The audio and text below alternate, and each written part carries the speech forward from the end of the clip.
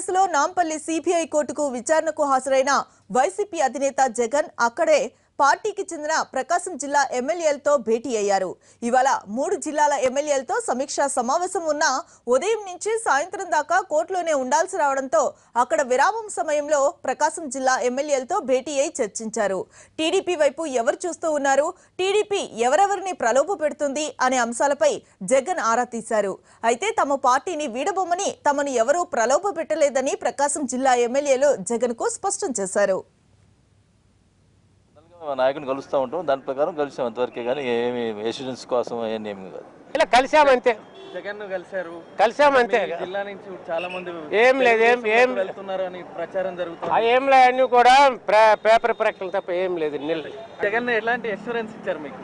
ఏమి మామూలుగా ఇస్తారు, ఎష్యూరెన్స్ ఏం లేదు. ఇప్పుడు జరుగుతున్న ఈ ప్రచారం ఏం లేదు, మీరు పార్టీ కోసము ఉండండి, మేము ఉంటామని చెప్పినాం అంతే. కదా పార్టీలో ఉన్నాం కూడా ఉంటాం. మా నాయకుడే చెప్పాడు కదా, నన్ను తప్ప అందరికి సంప్రదిస్తున్నారని. మిమ్మల్ని సంప్రదించారా? మామూలుగా క్యాజువల్గా అందరికీ చేసినట్టు మాకు చేశారు, మేము నో అని చెప్పాం.